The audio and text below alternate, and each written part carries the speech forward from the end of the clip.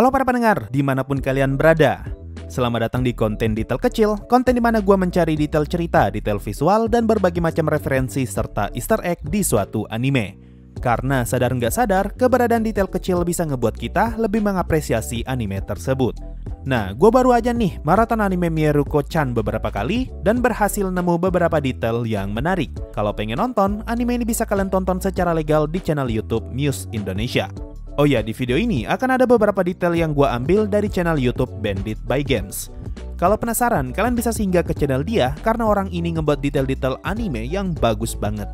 So langsung aja, mari kita mulai. Detail pertama, di akhir episode 4, kita diberitahu kalau ayahnya Miko baru saja meninggal kurang dari 1 tahun. Informasi ini bisa kita ketahui dari perkataan ibunya Miko yang ngomong kalau tahun lalu Miko dan ayahnya sempat bertengkar karena puding. Nah, sepanjang episode 1-3, kita sama sekali nggak diberitahu kalau ayahnya Miko sudah meninggal. Tapi meskipun begitu, kita sebenarnya sudah diberikan beberapa clue tentang ayahnya Miko, tapi mungkin beberapa dari kalian tidak menyadarinya.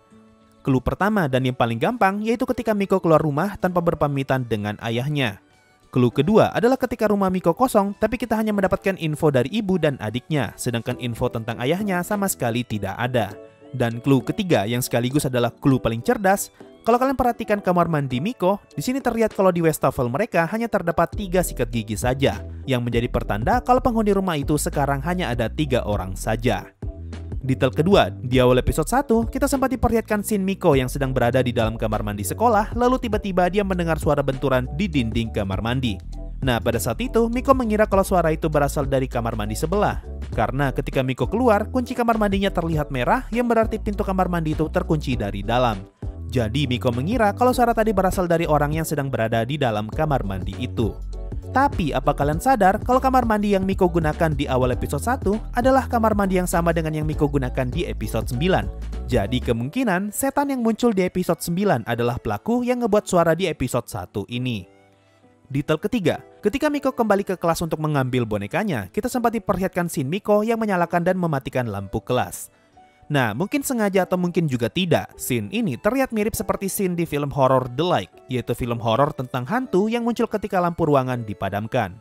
Mungkin beberapa dari kalian akan mengira kalau detail yang ini cuma kebetulan, tapi nanti akan ada beberapa detail lain yang juga berhubungan dengan film horor barat. Next, detail keempat, di akhir episode 1, ketika Miko mau tidur, tiba-tiba saja terdengar suara dari dalam selimut dan ternyata ada setan yang muncul dari dalam sana. Lalu di pagi harinya, Miko mengecek selimutnya lagi dan setan itu pun hilang. Nah, kalau kalian notice, ketika Miko mengecek selimutnya di pagi hari, di sini bisa terlihat kalau bagian perutnya terbuka. Detail ini terhubung ke episode 4, di mana adiknya Miko ngomong, kamu pasti tidur dengan baju yang terangkat ya. Kalimat ini ngasih tahu kita kalau Miko punya kebiasaan tidur yang ngebuat bajunya terangkat dan perutnya terlihat. Detail kelima, balik lagi ke dalam ruang kelas. Ketika Miko berhasil mengambil bonekanya yang sebelumnya terjatuh di bawah meja, tiba-tiba ada sesuatu yang lewat di belakang Miko. Nah, kemungkinan besar setan yang lewat di episode ini adalah setan yang muncul di episode 7 ketika Hana memfoto Miko. Bukti kalau kedua setan ini adalah makhluk yang sama bisa dilihat dari bentuk tangannya yang mirip dan juga sama-sama muncul di belakang Miko. Detail ke-6, di akhir episode 2, kita diperlihatkan Miko dan Hana yang sedang mencari pengasuh untuk kucing yang mereka temukan. Hingga akhirnya kucing itu pun diasuh oleh pria berkepala botak yang memiliki 3 luka di wajahnya. Lalu di bagian paling akhir kita diperlihatkan kucing tersebut yang mencakar wajah orang itu. Nah, sadar nggak sadar ada alasan kenapa kita diperlihatkan scene kucing yang mencakar wajah orang itu. Ini karena ketiga luka di wajah orang itu melambangkan 3 sosok paling berharga dalam hidupnya, yaitu istrinya dan 2 kucing putihnya. Makanya ketika kucing orange ini diasuh, kita diperlihatkan scene wajah orang itu yang dicakar sebagai simbol kalau dia telah menemukan sosok berharga yang baru. Ini juga yang jadi alasan kenapa orang itu malah tersenyum ketika dicakar karena hal ini ngebuat dia ingat dengan keluarganya. Satu lagi, arwah kucing orang itu diperlihatkan mempunyai 2 ekor. Ini artinya arwah kucing itu telah berubah menjadi yokai yang disebut Nekomata. Detail ketujuh, kalau kalian sadar, sepanjang episode 1, kita berkali-kali diperlihatkan Miko yang menguap. Tapi masuk ke episode 2 dan seterusnya, Miko tidak pernah lagi diperlihatkan menguap. Ini adalah simbol kalau kehidupan Miko terasa sangat tenang dan membosankan, sampai-sampai Miko sering menguap. Tapi semenjak dia bisa ngelihat setan, kehidupannya jadi lebih menantang dan Miko tidak pernah lagi menguap karena bosan. Detail ke-8, di awal episode 4, kita diperlihatkan Miko yang belanja di minimarket dan berniat membayar belanjaannya. Nah, di sini Miko pengen bayar 110 yen, tapi setan yang di sebelah kasir malah ngomong 103 yen. Lalu Miko pun memesan oden dan setan itu sekarang ngomong 62 yen. Karena hal ini, Miko langsung tahu kalau setan itu menggunakan hitungan pajak sebesar 3%. Nah, detail yang ini tuh bagus banget. Alasan kenapa setan itu menggunakan hitungan pajak 3%, karena pada tahun 1989 sampai 1997, pemerintah Jepang menerapkan pajak konsumsi sebesar 3%. Lalu pajak konsumsi pun semakin lama semakin meningkat, dan akhirnya di tahun 2019 kemarin, pemerintah Jepang menetapkan pajak konsumsi sebesar 10%. Ini berarti harga asli puding yang Miko beli adalah 100 yen, tapi karena pajak 10% harganya jadi 110 yen. Cuma bukan itu detail yang pengen gua garis bawahi. Kalau kalian dengar penjelasan tadi, penggunaan pajak 3% diterapkan pada tahun 1989 sampai 1997. Nah, melihat setan kasir yang masih menggunakan hitungan pajak 3%, ini berarti tubuh asli setan itu kurang lebih sudah mati sekitar 25 hingga 33 tahun yang lalu. Detail ke-9 masih di episode 4. Ketika scene Miko mandi, kita diperlihatkan setan yang perlahan-lahan muncul dari dalam bak mandi. Nah, scene ini mengambil referensi dari film Nightmare in Elm Street, tepatnya ketika scene tangan yang muncul dari dalam bak mandi. Sorry, gambarnya harus gua sensor biar nggak dolar kuning. Detail ke-10 di episode 6, kita diperlihatkan Hana yang baru saja bangun tidur dan ternyata alarmnya berhenti di angka 3. Detail ini terhubung ke episode 1 di mana Hana ngomong kalau jamnya entah kenapa berhenti di jam 3 pagi. Dari sini bisa diambil kesimpulan kalau jamnya Hana selalu berhenti di jam 3 pagi. Nah, ada alasan kenapa jam Hana selalu berhenti di jam 3 pagi. Ini karena dalam tradisi Kristen Barat, jam 3 sampai jam 4 pagi dianggap sebagai waktu puncak untuk aktivitas supernatural yang disebut Devil's Hour. Periode ini juga sering disebut sebagai Witching Hour, yaitu periode di mana penyihir, setan, dan hantu menampakkan diri dalam kondisi terkuatnya. Detail ke-11 masih di episode 6. Ketika mereka sedang berada di kuil, di sini Hana berkali-kali ngomong sambil menyebutkan judul-judul film Ghibli. Mulai dari film Mibli yang adalah plesetan dari film Ghibli. Lalu Hana juga menyebutkan My Nearby Totoro 2 yang merefer ke My Neighbor Totoro. Hana juga menyebutkan Princess Oboroge yang merefer ke film Princess Mononoke. Lalu The Dog Returns yang merefer ke The Dog Flanders. Dan film Demon Ue yang merefer ke film Spirited Away. Detail ke-12, di awal episode 7, Hana ngomong kalau dia mengupload foto mereka sewaktu di kuil ke media sosial. Karena banyak orang yang nge-like foto itu, Hana pun merasa kalau dia memiliki bakat dalam fotografi. Nah, kalau kalian perhatikan, jumlah retweet foto itu mencapai angka 42 dan jumlah like foto itu mencapai angka 666. Nah, kedua angka ini memiliki makna terselubung dan bukan sekedar angka random. Angka 66 sudah pasti kita semua tahu kalau angka itu identik dengan setan. Sedangkan angka 42 kalau dalam bahasa Jepang dibaca shini, yang terdengar mirip seperti kata shine yang berarti mati. Detail ke-13, di pertengahan episode 8, kita diperlihatkan Arai Sensei yang sedang bersama Hana dan Miko. Di sini Miko ngelihat sosok putih tanpa bentuk yang terbang mengelilingi perutnya Arai Sensei. Setelah mendengar perkataan Miko, Arai Sensei pun ngomong kalau sebelumnya dia pernah keguguran dan sekarang adalah kehamilannya yang kedua.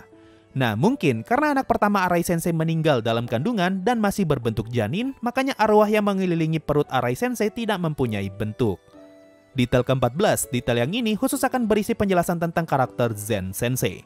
Mungkin beberapa dari kalian ada yang masih belum mengerti kenapa di episode 10 kita diperlihatkan banyak gagak yang muncul di depan rumahnya Zen dan kenapa tangannya Zen berdarah.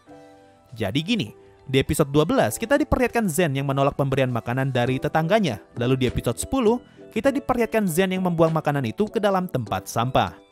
Nah, alasan kenapa ada banyak gagak yang muncul karena pada saat itu sedang ada banyak kasus penyerangan kepada kucing.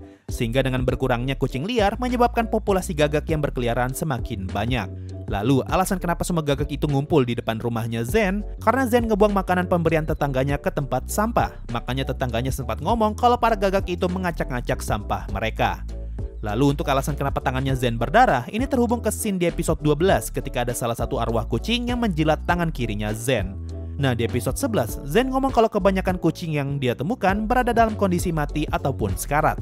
Jadi kemungkinan besar alasan kenapa tangan kirinya Zen berdarah di episode 10 karena dia sedang mengurus salah satu kucing yang sekarat. Dan sebagai bentuk terima kasih, kucing itu pun menjilat tangan kirinya Zen. Lalu, kalau memang itu cuma darah kucing, kenapa Zen kelihatan sangat mencurigakan di episode 10? Nah, pertanyaan ini terhubung ke penjelasan Hana di episode 12 yang ngomong kalau temannya Zen sedang mengurus kucingnya sampai Zen Sensei bisa mendapatkan tempat tinggal yang baru. Ini artinya tempat tinggal Zen Sensei saat ini tidak menerima hewan peliharaan. Makanya di episode 11 kita diperlihatkan temannya Zen yang sempat panik ketika berpapasan dengan tetangganya Zen karena dia takut ketahuan sedang membawa kucing. Jadi, selain Zen Sensei yang tidak suka dengan tetangganya karena berkali-kali ngasih makanan kotor, Zen Sensei juga berhati-hati agar tetangganya tidak tahu kalau dia sedang merawat kucing. Nah, kalau untuk nasib orang yang Zen serang di episode 12, itu sama sekali belum ada penjelasannya. Tapi ngeliat orang itu yang dikabarkan hilang, artinya Zen Sensei kemungkinan punya sisi psikopat kepada orang yang menyerang kucing. Dan detail terakhir, di bagian paling akhir episode 12, kita diperlihatkan setan dengan jas hujan kuning yang tiba-tiba saja melompat ke layar. Nah, setan itu bisa kalian lihat sedang berjalan di atas trotoar sebelum akhirnya dia lompat ke layar. Oh ya, ngomongin soal setan, di episode 2, kita diperlihatkan setan kucing yang pergi mengikuti Zen. Tapi masuk episode 9 ke atas, setan kucing itu tidak pernah terlihat lagi. Nah, kemungkinan setan kucing itu sudah hilang atau mungkin sudah dimakan oleh setan ibunya Zen. Ini juga mungkin jadi salah satu alasan kenapa setan ibunya Zen terus-terusan ngomong jangan lihat, karena setan kucing yang sebelumnya ngikutin Zen terus-terusan ngelihatin Zen. So, itu tadi semua detail yang berhasil gue temukan setelah maraton Miyoko-chan beberapa kali. Mungkin itu saja untuk video kali ini. Makasih semua yang sudah mendengarkan sampai di titik ini. Sampai jumpa di video berikutnya. Dan bye-bye. Sebelum masuk Saweria, gue ucapkan terima kasih banyak untuk para petualang Adamantite di bulan ini, yaitu sang Adamantite pertama, El Nino Savelli, Our Lord Nigredo Fan, sang loyalis Fiery J, si spammer halal Jack Selaksa 99, si sopan Irfan MZ Muhammad, si biru Bal Pathal, dan si pendatang baru Joseph Rafael Andre. Yo, waktunya Saweria ada dari Febri. Semangat bang bikin konten detail kecil. Gua akan terus semangat bro selama masih ada yang nonton konten gua. Ada dari Fujimaru, Sensei mau tanya skill Despair Aura itu maksimal sampai level berapa? Kan di anime Ainz baru memperlihatkan level 1 dan 5. Kalau nggak salah ya maksimumnya sampai level 5 doang. So itu tadi dari Saweria, makasih yang sudah donasi dan gabung jadi membership. Thanks a lot and bye-bye.